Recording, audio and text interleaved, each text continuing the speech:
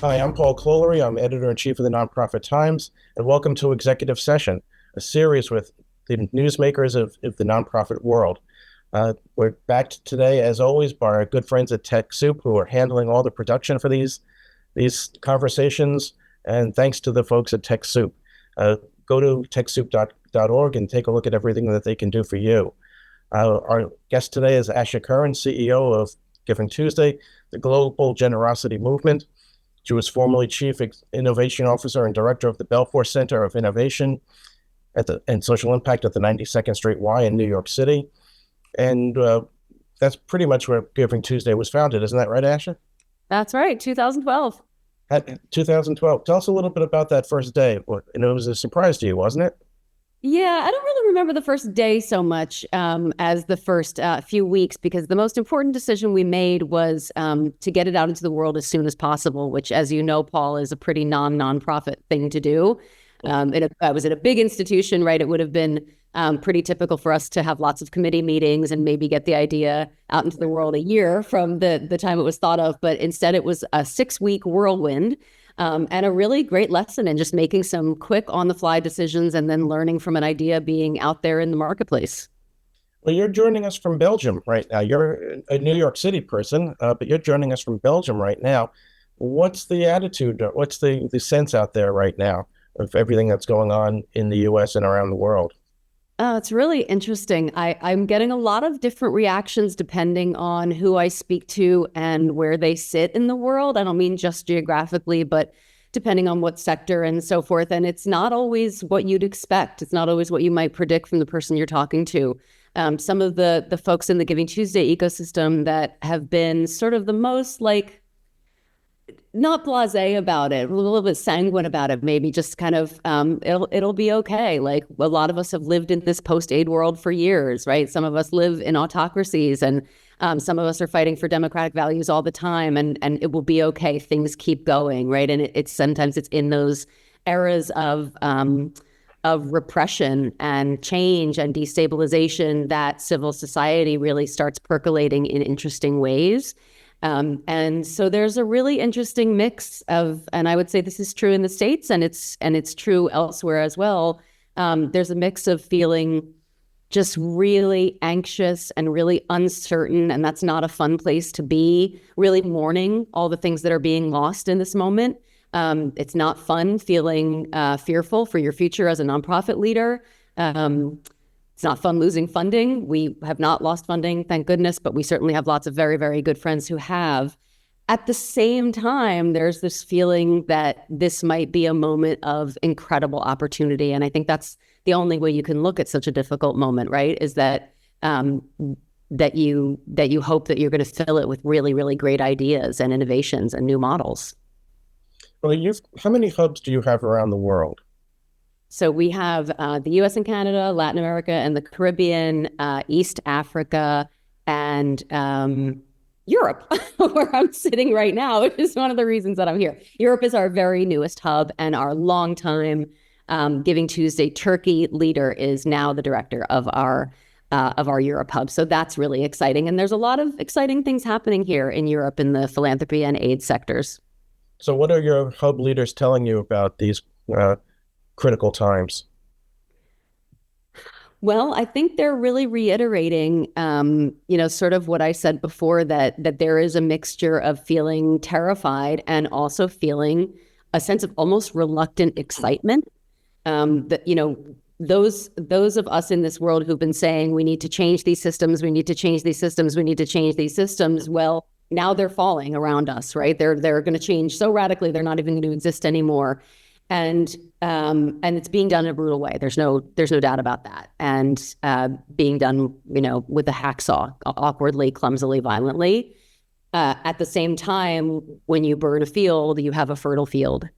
And so there is room to build here. And that's what I'm hearing from all of our leaders, not just in our hubs, but in our countries in general. Is this an opportunity to break cycles of dependency? Is this an opportunity to point to things like GivingTuesday and say, we've been using jargon like locally led for years and years and years. And here's something that's really doing it and has been for a long time. So maybe we finally take seriously that people in their communities know what those communities need. And we've said for a long time, we don't distribute solutions, but we do distribute the ability to solve.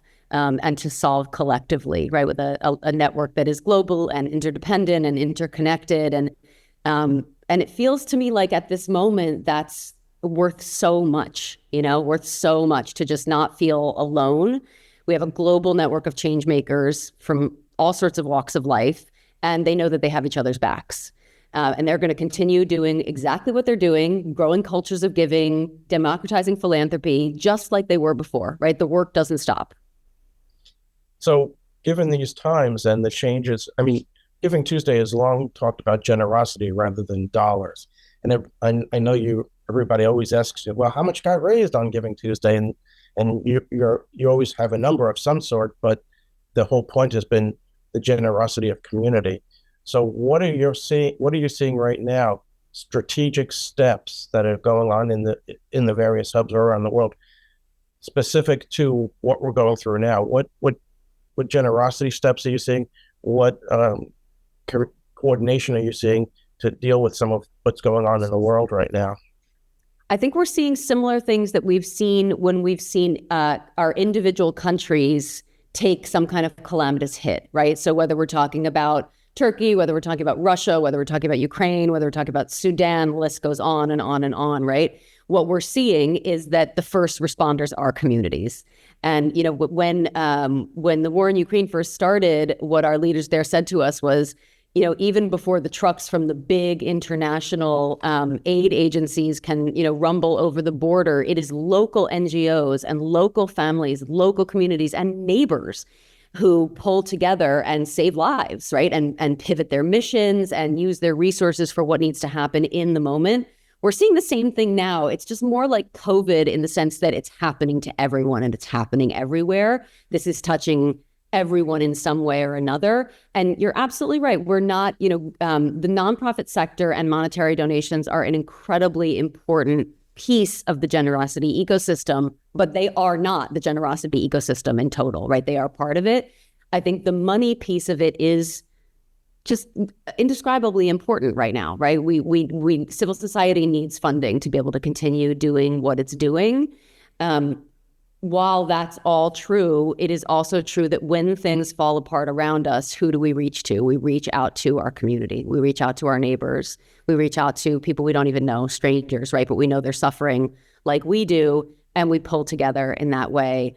And that's really what we're seeing. And the truth is, we see that over the years so much in times of crisis as much as any other time. But that proves that the pre-work that's done, right, that having a thriving and generous and connected community with high social capital and strong civic bonds, a community like that, put that next to a community that doesn't have those things, where there's been no investment in those things and there hasn't been a growth of the culture that supports those things. When a crisis hits, one of those communities is resilient and one of them isn't, right? And that kind of resilience, like, literally saves lives in the moment. And it also makes building back stronger and retaining a strong civil society much more probable. Great. You collect data, the data commons at Giving Tuesday. So the data that you're collecting, how are you implementing what you're finding, and how are you using that data? Yeah, the data stuff is incredibly interesting lately. We did a bunch of work last year that I'm so glad we did, because I think it's going to be incredibly meaningful this year. So the Giving Tuesday Data Commons is about half of our staff, half of our budget at this point. And our goal, really, this is simplifying, but the goal is really to map the entire generosity landscape, right? What are all generosity behaviors that human beings exhibit with each other and with others, with neighbors, with friends, and how can we inspire more of those things? And how can we not get people to do things, because I really dislike that framing. People already do things. But if you accept that generosity is an innate value and that every human being has it, or if they lose it, there's reasons for that, right? But generosity is as core to our being as love is, right? So we want to understand all of those mechanisms and how they affect each other and how they work toward each other. And that's monetary donations. It's things that have to do with the nonprofit sector. It's things that happen totally outside of the system. It's things that happen just between people. It's like kind of what I think of as the ambient noise of generosity in your community. Is it high? Is it low? So with the data, what we hope to do is understand what's already happening and then understand what things need to be in place. So if I'm being jargony, which I hate being, it's like, what are those conditions that enable ongoing generosity? And those conditions can be technological, they can be data focused, they can be cultural, they can be movement based. And they very often, they're simply tradition, right? There's communities in the world that have generations long traditions of taking care of each other, and there are communities that don't. So what we want to use the data for is so many things, but in this moment, I think, what are the things in our past that can inform where we are right now? What are the innovations in our future that can take those traditions and make them even more meaningful and appropriate for our current context? And the truth is, there just has not been a lot of investment in understanding the totality of generosity, how powerful it is in so many different ways. It's like a starburst. And then in investing in the things that make it easier for everybody to live their most generous self in their most generous lives. Your Giving Tuesday's gotten involved with the Giving Pulse, and your data team with Rosenbaum and others are talking about how the small donor is being ignored or being lost in the shuffle, and how the transition to large donors could be damaging to the sector in general, with the stock market doing what it's been doing the past couple of days, and what looks to be a long-term issue with bonds, stock market, and and federal bonds and that sort of thing. What are you telling people that they should be watching for? What do you think is going to be happening to giving in general? Should we start moving even faster away from the folks who are looking at gains in the stock market, since there aren't any right now? Well, isn't this the question of the moment, Paul? So Giving Pulse, for those who don't know, is an instrument that we created about 2 years ago. It's a weekly survey of a representative sample of Americans, and we absolutely intend to bring it global, funding dependent. It is really the sector's first real-time look at generosity behaviors. And we ask a ton of questions about affiliations and demographics and so forth, and what people have done in the past week. That's it. What generosity behaviors have they participated in the past week, both monetary and non? The news from the Giving Pulse reports that we've put out is actually really, really good. So we coined this phrase civic intent, which basically means we measure what a person's inclination is to do good in their community, to be active as a citizen, right? It doesn't mean to like donate to nonprofits or to donate to mutual aid or anything specific, but their inclination to make their communities better. And rates of civic intent are incredibly high, as are willingness to work with people across divides, right? So that's all really, really good news. And I think this year, what we really want to double down on, and we hope others do as well, is a big emphasis on building social capital, on strengthening democratic values, on strengthening civic bonds, because otherwise America is just done for, right? If we can't continue to just take care of each other as a basic human community, we're really circling the drain. But I believe that we can, and then the data certainly indicates that. The data also indicates, as you say, that more and more nonprofits for years now, this is not a recent phenomenon, have been prioritizing major gifts over a strategy of creating a wide and diversified donor base, including everyday givers. I totally understand the reason for that, right? It seems like if you can get a couple $100,000 from one person, right? Or if you can work really hard to raise that amount from 1,000 people or whatever, one of those things seems easier. But the truth is that organizations are far more resilient if they do both. And that's really important now as well, because I think people will be looking for ways to feel that they're doing something in this moment. And so for nonprofits to be telling the story to everyday givers is really, really important. I think we have to acknowledge that the problem is also on the institutional foundation end. There has been a shift from even thinking nominally about everyday giving, really to prioritizing work around getting ultra high net worth people to give more. And so it's not surprising to see nonprofits then mirroring that in their strategy. And it's a mistake. I mean, from my perspective, obviously that's my opinion. It's a mistake because it makes the organizations less resilient. But I think it's a mistake for a deeper reason. If we focus only on getting a few large gifts from a few high net worth individuals, what we're also doing, I don't mean we to implicate any particular nonprofit, but if we're doing this as a strategy, as a sector, then what we're doing is like saying to most people, we don't need you, right? Like you're not a necessary part of our operations or our mission. And that's denying the ability to be active in your mission to all those people. Right. So the reason that giving is so important is not only to sustain civil society, even though obviously that is very important, because it's important for the givers themselves. I feel like as a sector, we don't actually focus on the givers that much. They're kind of like relegated to a spreadsheet. You know, we kind of segment them and we like try to understand them only in so much as we can extract money from them.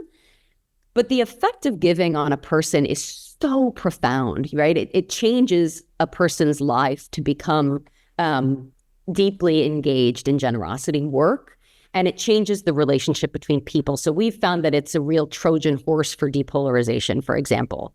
So we didn't like create Giving Tuesday, like we didn't say we should bring more people together and create, stronger civic bonds and let's do that through giving. No, we said we want to concentrate on giving, inspiring more generosity, and then saw all of these incredible knock-on effects. So it's important for everybody in a society to have the opportunity to give, and for that opportunity to be as full as it needs to be, it needs us, nonprofit organizations, to be welcoming everyone in, to be saying you're important, and you know what, you're important for more than just money. We want you to walk arm in arm with us in walking toward this vision, toward this mission that we have. And that's what givers want, is to feel really engaged in a mission, to feel like they're really engaged in the impact, and that there's a feedback loop, right? That they haven't just been tapped for what their wallet is able to give, and then they're never heard from again. So much of the data in the nonprofit space is retrospective. How much has data changed, and is it becoming more real time, and that nonprofit organizations and their leadership can connect on that data in real time? So thanks to things like Fundraising Effectiveness Project and a lot of the work some other organizations are doing as well, and Giving Pulse, we are able to really see giving behaviors in real time. And the truth is that even before those tools existed, we could just look at social media and see how people are connecting with causes differently over the past decade. So I think one of the frustrations that I sometimes have is seeing best practices that are not actually best, right? And maybe they were at one point, but they're not anymore. And we really have to shift and adapt to the way that that people connect and consume and connect with causes differently now than they did a generation ago. Yes, but maybe even like 5 years ago, maybe even a year ago. Like that's how fast things are shifting. But I think what's evergreen is simply that willingness to be involved. But I think that we tell ourselves some stories that are just old at this point, right? Like a classic example is donor fatigue. Like we made that up, but that's not a thing, right? People don't get sick of giving. They might get sick of the message that they're getting from a particular organization. And that's a more painful reality to face than that they're just sick of giving. But if we really do face that reality, then we can tailor our message, right? And we can make it be a lot more engaging to that person and acknowledge that it's a dim view of the human condition that somebody can get fatigue from giving, right? We don't get fatigue from giving. We want to give. It's not just a favor that we do for others. It's a need, right? Like it's a fundamental need. Again, it's in my mind, it's the value that is the flip side of love. Love is the value that you feel for those closest to you, and generosity is the value that you feel sometimes for people you don't even know. But I think we need to face those kind of stories that we've been telling ourselves for a while, and have the agility to just adapt really quickly to a changing landscape. You have a lot of tools that people can tap into on the website. Is that correct? We do. Tons of tools and resources, all available. And the Data Commons has not only all of our reports, but we actually have attempted to make it a real clearinghouse for all industry reports. So anything you're wondering about giving or generosity, we really try to house on our resources page. And then since the very beginning, we've attempted to make all tools and resources available to do a successful Giving Tuesday campaign. But as you know, it's an open source idea and people can do whatever they want with it as long as they're doing good. A little shameless self-promotion here. We've got it at the Nonprofit Times. We have a lot of tools on our website too. If you go to www.thenonprofittimes.com, you'll see the digital edition. You can sign up for the print edition, 5 e-letters, the website, and now these video executive sessions. So that's the nonprofittimes.com. So Asha, what's keeping you up at night? What's keeping me up at night? I mean, things have always kept me up at night. I run a nonprofit, Paul. Like, there's no better insomnia aid than running a nonprofit. But I think I really genuinely don't mean this to sound Pollyanna-ish. I really am kept up at night these days by, yes, I worry what's going to happen to the nonprofit sector. I worry what's going to happen to philanthropy in general. There are obviously some trends that are just not ideal, but like those are the times when you can turn things around. So rather than, Giving Tuesday is obviously a really odd bird, right? Like, we are not a traditional organization. We have very different rules. We have very different ideas about marketing and branding and engagement. And we always have. So we've always been a bit of a round peg in a square hole in philanthropy. And that's fine, right? Philanthropy's, perfectly welcoming to round pegs. But I feel like now we're all round pegs, right? Because there is no square hole anymore. There's the board is being entirely rewritten. So I feel like Giving Tuesday has an opportunity, and all organizations that are sort of playing with traditional models have an opportunity now to tell their story in a new way. And particularly those of us, I think, who are trying so hard to serve communities and the human beings in those communities who do not have the power and capital of many people in philanthropy, but are sawing away day after day, doing good and amazing work and drawing attention to the work that they're doing and amplifying and funding it. Hopefully we'll reach some new ears now. Yeah. Thank you, Asha. Thank Asha Curran, CEO of Giving Tuesday. I'd like to thank also the good folks at TechSoup. Go to TechSoup.org. Take a look at everything they've got from a technology standpoint, everything a nonprofit could use. And of course, go to the Nonprofit Times at www.thenonprofittimes.com, and you'll see other executive sessions up there as well. Thank you, Asha, and have fun in Belgium. Thank you so much, Paul. Thank you, TechSoup. It was a pleasure.